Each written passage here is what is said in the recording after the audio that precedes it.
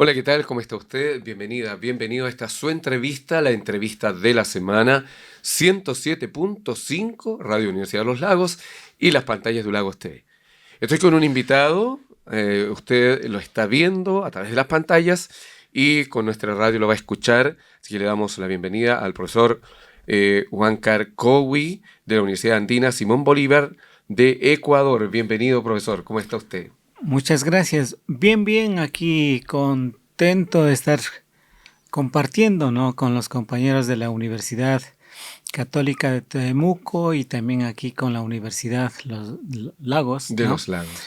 Y de estar en Osorno, ¿no?, con este calor intenso, eh, para tratar este tema de la diversidad, la interculturalidad, que es una de las características de todos nuestros países, ¿no? Y que creo que las generaciones de estas épocas es obligatorio pensar para ir corrigiendo errores históricos, ¿no?, que se han cometido lamentablemente, ¿no? Pero creo que las generaciones de ahora estamos llamados a corregir y a contribuir para crear una sociedad más justa. Muy bien.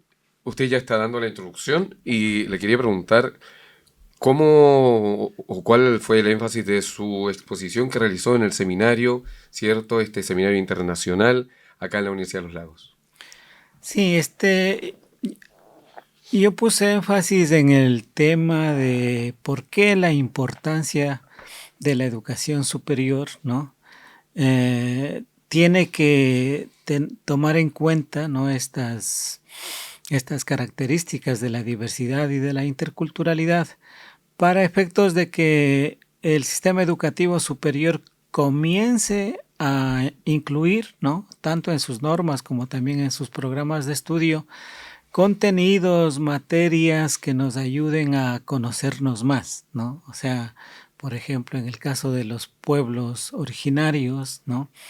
Creo que ahí tenemos mucho conocimiento que podría también ayudar a la población urbana, a la población mestiza, ¿no?, a superar problemas, ¿no? Por ejemplo, en estas épocas, una de las enfermedades que están presentes en todas las ciudades, en la parte urbana, es el tema del estrés, la ansiedad, ¿no? Y nuestros pueblos han desarrollado, pues, ¿no?, distintos rituales que nos ayudan a la armonización, ¿no? Es Y tan que difícil hoy en día. sí, por eso mismo es que estos rituales incluso nos ayudarían a que ante la crisis económica que se vive, ¿no?, eh, sea más amigable los costos de salud, ¿no? Porque, bueno, por lo menos en mi pueblo, el tema de hacer un ritual de armonización, pues no es tan caro, ¿no?, como ir a un médico, ¿no?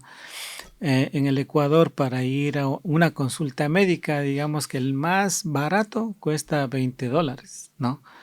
Y luego pues hay de más costo también, ¿no?, de 40, $80 la consulta, solamente por irle a decir, mire, tengo estos síntomas y bueno, deme alguna pastilla. Entonces, y la ventaja de que siendo medicina natural, ¿no?, a diferencia de la otra medicina que tiene químicos, pues también tiene sus consecuencias, ¿no? Y En- perdón, ¿y cómo es esto del taller de armonización para explicarle a toda la ciudadanía? es que, digamos, si una persona está afectada por problemas de ansiedad, ¿no? Entonces, la persona que, digamos, generalmente le conocemos como chamán, ¿no? Ellos conocen, digamos, unas plantas y unos cantos y una riqueza simbólica, ¿no?, en donde a la persona afectada pues le someten a ese ritual, ¿no?, de armonización. Entonces las plantas y el canto y los elementos que ponen alrededor pues sirven para que la persona afectada vaya reencontrándose, ¿no? Y es una suerte también de interacción, ¿sí? Entonces, eso después de del ritual, pues le relaja mucho a la persona, ¿no? Y de esa manera, pues va superando los problemas. No es que se curen con una sola sesión, Eso le iba a ¿no? preguntar, ¿esto tiene una periodicidad? Sí, en este caso, digamos, por lo menos son 3 sesiones, ¿no? Pero luego las personas también aprenden como a autocurarse, ¿no? Por ejemplo, el hecho de que un vaso de agua, ¿no? Se le pone en el sereno que esté toda la noche, ¿sí? Sí. Y la noche pues tiene su energía, ¿no es cierto? Y como que esa energía se funde en el agua, ¿no? Y al siguiente día, en el caso nuestro, pues, aunque aquí también, ¿no? El frío, entonces al agua le condensa, ¿no?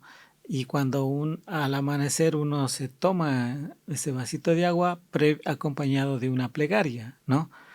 Entonces, cuando se hace eso, ¿no? Porque es un agua fresca, energetizada, eso a uno le ayuda. También es como que se vitaliza, ¿no? El cuerpo. Le quiero hacer una consulta respecto a este tema tan interesante y tan profundo, sobre todo en una sociedad que busca todo lo contrario, el ritmo agitado del día a día, el exitismo, productividad. La persona que va a esto tiene que estar con una disposición, con una fe en esto para que resulte. Si alguien va obligado, oye, ¿sabes qué anda? No quiero ir ya, pero al final va porque lo están, entre comillas, como una posibilidad. ¿Cómo? Porque se lo pregunto porque esto tiene que tener una situación recíproca. Sí, pero hemos tenido casos que, incluidos los incrédulos, ¿no? ¿Ya? También han sido beneficiados, ¿no? Y luego, pues digamos, ya se han hecho creyentes. O sea, es efectivo, independiente si esa persona no Sí, está con toda la disposición. sí, sí, porque, por ejemplo, hay un ritual que es el té mezcal, ¿no? Que es un ritual de vaporización, con unos cantos adecuados para eso, ¿no? Y las personas que se someten a este ritual o necesariamente salen relajados, ¿no? Entonces, digamos, o sea, siempre ayuda, ¿no? Siempre ayuda. Lo importante es que es, al ser natural, ¿no? Entonces no se le va a afectar en nada, No va a tener ¿no? un efecto secundario. Claro, claro. Entonces, así digamos como la medicina, igual en el caso del tema del tema ambiental, ¿no? Creo que los distintos pueblos originarios tienen una visión importante sobre el tema de la naturaleza, ¿no? Y hay un respeto hacia la naturaleza. Entonces, si nosotros aprendiéramos a valorar eso, ¿no? Podríamos vivir también mejor, ¿no? Entonces, todo ese ejercicio, ¿no? En este encuentro y en este seminario, en estas conferencias, lo abordamos, ¿no? Tratando de ver de qué manera el sistema educativo pues, puede también nutrirse, ¿no? de esto y algún momento pues podamos contar, ¿no? Con programas, con propuestas metodológicas que nos permitan conocer otras formas también de investigar, ¿no? O sea, lo importante es enriquecer ese conocimiento, ¿no? Tampoco es la idea de que lo otro no es bueno, o sea, todo es importante, ¿no? Integrado todo. Ajá. Entonces, esos diálogos pues son importantes en estas épocas, ¿no? De muy convulsionadas y de mucha atemorización, ¿no? Creo que tenemos una práctica terrorista globalizada, ¿no? Que lamentablemente países como los nuestros son los que viven las consecuencias, Así ¿no? es, lo más afectado. Ajá. Pero eso lo quiero interrumpir un poquito para que nos cuente a través de las pantallas, a través del audio, de la radio, cómo surge este vínculo con la Universidad de los Lagos, cómo llega acá a través, entiendo yo, del profesor James Parr. Sí, con el compañero James y con los compañeros de la Universidad Católica de Temuco, ¿no? Y otros compañeros de otras universidades, ¿no? También están compañeros de México, ¿no? De la Universidad de Veracruz. Este es un tema que a buena hora pues lo hemos estado compartiendo desde años atrás, ¿no? Y a propósito de este proyecto que se lleva adelante, nos permite, digamos, reunirnos y compartir las experiencias que las distintas instituciones, ¿no? A las que pertenecemos también estamos desarrollando. Entonces es un aprendizaje mutuo, ¿no? Porque siempre escuchar la experiencia de las otras universidades pues es importante. Estar en el país mismo ya es importante porque uno también se aprende, ¿no? Así haga frío o así haga calor, ¿no? Ahora, esta visión en el ámbito de la educación, de que se pudiera hacer, no sé, una especie de malla integral del conocimiento, ¿cómo la visualiza usted en lo que es cada universidad? Por ejemplo, en la suya, en la de las otras universidades de los otros países que están con esta postura de ustedes como investigadores. Pero esto lo visualiza en una materialización. Sí, este es un gran reto, ¿no? Porque en el caso del Ecuador, por ejemplo, contamos con una constitución y con una ley de educación superior en donde por lo menos está escrito, ¿no? Y se menciona de que el mismo país es un estado intercultural plurinacional, ¿no? También se establece que el castellano, el quichua, el shuar son lenguas oficiales, ¿no? Entonces, por lo menos está escrito, ¿no? Entonces es un avance, ¿no? Y eso nos sirve pues para poder insistir, ¿no? Es que esto es un ejercicio también de constancia, ¿no? Un Y de proceso. compromiso, de estar insistiendo permanentemente, haciéndoles acuerdo a las autoridades de que habiendo normas que están garantizando estos derechos, es importante pues implementarlos, ¿no? Entonces, como sabemos muy bien que de parte de las altas autoridades no ponen el suficiente interés, entonces nosotros tenemos que ir facilitar, digamos,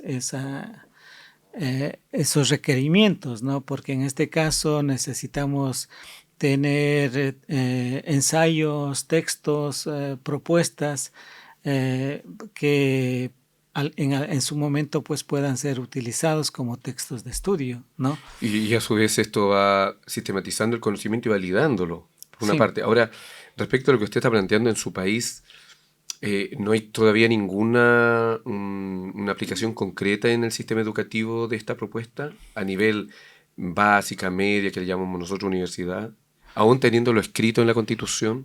Bueno, estamos insistiendo en una propuesta que la denominamos la interculturalización del sistema educativo superior. Eso consiste las universidades pues son evaluadas cada 5 años, ¿no? Tanto las públicas como las privadas. En ese sentido, lo que hemos planteado es que en los criterios de evaluación, en los indicadores de evaluación, se incluyan unos indicadores interculturales, ¿no? Por ejemplo, de que si la Constitución dice que el quichua y el shuar son lenguas oficiales, diagnostiquemos, ¿no? ¿Qué tanto están cumpliendo las universidades, ¿no? Si cumplen o no cumplen, si están enseñando o no están enseñando una determinada lengua, ¿no? O si están incluyendo contenidos en los programas de estudio, ¿no? Sobre conocer la naturaleza de una lengua, ¿no es cierto? Entonces, eso sería, ¿no? Si es que se acepta el indicador, un punto concreto para que las universidades reflexionen, ¿no? Porque cuando se hacen estas evaluaciones, las universidades normalmente pues necesitan calificar bien, ¿no? Y si no lo están cumpliendo, pues ya les rebaja el puntaje. Así es. Y en el caso del Ecuador, me imagino que acá también posiblemente es igual, eh, también baja el presupuesto, ¿no? O sea, es un riesgo, es una apuesta que tiene sus riesgos, entre comillas, políticos para la institucionalidad. Digamos que para una posición conservadora, ¿no? De cómo pensamos que debe ser la universidad.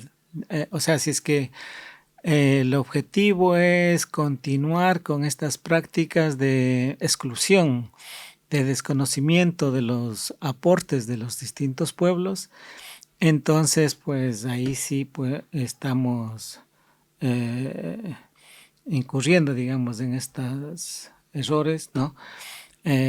Pero si es que vamos haciendo conciencia de que es importante la diversidad, ¿no? No debería ser un problema, ¿no? Exacto.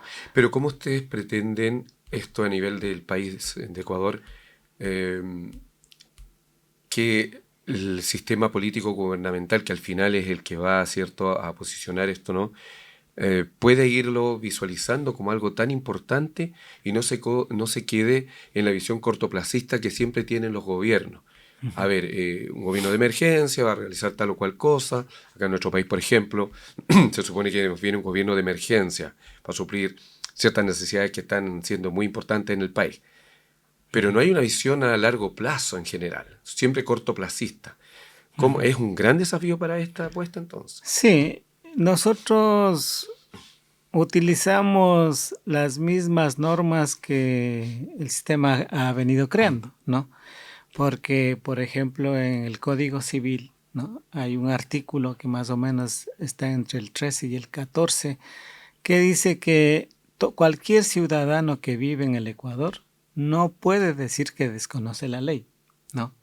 Entonces, cuando hemos hecho las reuniones con las autoridades que evalúan al sistema educativo superior, les hacemos acuerdo de que en el Código Civil dice tal cosa, ¿no? Y que entonces ellos no pueden decir que no conocen, ¿no? O que no tiene un sustento. Sí, y les hacemos acuerdo que está en la Constitución de la República, está en la Ley de Educación Superior y que lo único que estamos planteando es que se cumpla, ¿no? Entonces, a buena hora están escritas, ¿no? Bueno, yo creo que es un tema que les decimos a las autoridades, miren, a este nivel de lo que es el tema de la educación y la educación superior, consideramos de que no hace falta hacer una rebelión o un paro nacional, Claro. ¿no? Porque además las normas están claras, ¿no es cierto? Entonces, a mí me parece que este encuentro es importante precisamente, no es que vamos a solucionar No, el tema, pero por lo menos, digamos, vamos, es un avance. es un avance, ¿no? Vamos consolidando complicidades, ¿no? Y en los Andes, pues, tenemos esta institución que se llama la Minga, ¿no? El trabajo comunitario, el trabajo colaborativo, ¿no? Entonces, el hecho de que distintos académicos de las distintas universidades coincidamos en la importancia de estos temas ya es un avance, ¿no? Y creo que también ya es un logro, ¿no? Porque ya seríamos varios países que empezamos a desarrollar más este discurso, ¿no? Y eso, pues, para todos es un reto, ¿no? Un reto en el sentido de que tenemos que profundizar en la reflexión y por otra parte, pues también en los distintos espacios que nosotros estamos, también tenemos que empezarlo aplicando, ¿no? Empezando, digamos, desde nuestras propias cátedras, ¿no? Porque si yo enseño una materia y en esa materia yo no abordo esto, pues entonces me estoy traicionando a mí mismo, ¿no? Así es. Pero si lo ejerzo, eso va a permitir de que entonces se amplíe la propuesta, ¿no? Y alguno que otro estudiante, pues posiblemente también lo va a retomar, ¿no? Así es. Mire, no puedo dejar de preguntarle a raíz de esta apuesta, ¿cierto?, que tiene que ver con un desarrollo integral para el ser humano, y en este caso a través de la educación. Pero estaba pensando y no puedo dejar de preguntarle la situación que estamos viviendo a nivel latinoamericano, lo que está pasando con Venezuela, pero en términos de lo que visualiza esta visión hegemónica del presidente Donald Trump, cuya acción ya incidió en universidades de su propio país muy fuertemente. Y que sin duda esto abarca, como usted sabrá, lo político, lo educacional, etc. ¿Ve ahí dificultad con esta postura de este país que está implantando un tema hegemónico, a poder ir concretando esta visión integral que, en términos de lo que se está viendo de las acciones de este país, lo que menos les interesa es algo tan profundo o algo del desarrollo humano, lo que les interesa es el pragmatismo. Es una pregunta que no puedo dejar de si tiene alguna opinión de aquello. Sí, yo creo que más que el pragmatismo es el deseo de controlar el mundo, ¿no? Porque en parte yo pienso que la academia latinoamericana también tiene parte de culpa, ¿no? Y digo que tiene parte de culpa porque esta propuesta que viene desde más o menos en la época de la independencia, de las independencias, ¿no? 1830, por esas épocas, los americanos ya impulsan esta propuesta de la doctrina Monroe, ¿no? Exactamente. Y toda esta consigna de que América para los americanos, ¿no? Que creo que es una consigna muy trillada, ¿no? Y que la utilizó en su discurso para lo que hizo en Venezuela. Y en sus discursos y en sus programas eso es evidente, ¿no? Y en distintos momentos de la historia, la política, digamos, hegemónica, ¿no? del norte, siempre ha estado presionando a nuestros gobiernos, ¿no?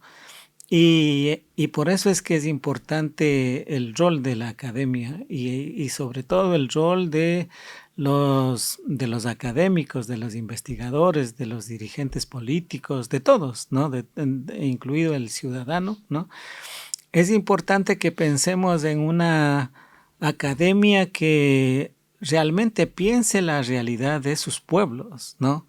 Porque si tenemos una academia que niega la existencia o los conocimientos, los valores de otros pueblos, como los pueblos indígenas, el pueblo afro, ¿no? Y además tenemos una fragilidad de nuestra identidad, ¿no es cierto? Yo creo que eso también es uno de los grandes problemas que todavía tenemos en Latinoamérica, el tema de que nuestra identidad es muy frágil, ¿no? Y el latinoamericano tiene vergüenza de ser latinoamericano. Así es. Está muy permeable estas ideologías que se imponen. Sí, nos hace falta más orgullo de identidad, ¿no? Un orgullo también por nuestras lenguas, ¿no es cierto? Entonces, lo que el sistema y estas fuerzas hegemónicas, pues, lo que sí, digamos, ellos sí saben cómo operar en nuestros países y cómo lograr que nuestras sociedades y las distintas generaciones tengan vergüenza de sí mismos, ¿no? Y entonces tenemos el cine y tenemos Netflix y tenemos toda la tecnología, ¿no? Que está orientada para que precisamente se posicione esa visión de esta sociedad de consumo, ¿no? Entonces, pero si nosotros retornáramos nuestro pensamiento a lo que tenemos en nuestro alrededor, ¿no? O sea, con quienes convivimos, coexistimos y esa riqueza que tenemos, ¿no? O sea, nuestros países son poderosamente ricos y por eso es que la tentación les vence, ¿no? Y por eso es lo que sucede con el tema de Venezuela, ¿no es cierto? Entonces necesitamos, pienso yo, ser más autocríticos también, ¿no? Y vencer el temor, ¿no? O sea, el temor de hacer propuestas y de opinar, ¿no? Sin duda. Bueno, podríamos seguir conversando mucho más tiempo. Es una conversación sin duda, quien la está escuchando, quien la está viendo, que enriquece el poder reflexionar, ¿cierto?, en temas tan profundos y que nos llevan a pensar justamente, estamos avanzando tanto en ciertas materias, pero al final muchas veces el ser humano debe volver a la naturaleza, a lo simple, entre comillas, para buscar la solución a muchas cosas. Así que quiero agradecer al profesor entonces Huancar Cowi de la Universidad Andina Simón Bolívar de Ecuador, quien estuvo presente en este seminario internacional, por esta conversación llena de visión, de sabiduría, de análisis, y que a través de la educación, sin duda, está el pilar. Siempre ha sido y no va a dejar de serlo, me imagino. Sí, solamente agradeciendo por el espacio y por este encuentro que estamos haciendo aquí en la Universidad de los Lagos, terminar con una profecía, ¿no? En nuestros pueblos están muy presentes las profecías, ¿no? Y hay una profecía que habla del retorno de Incarri, ¿no? Y esta profecía habla de que en este pleno siglo, ¿no?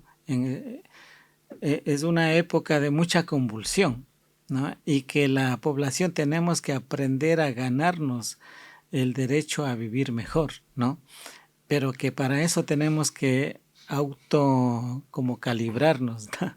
Reflexionar, ser autocríticos y corregir para que fomentemos y trabajemos por la unidad, ¿no?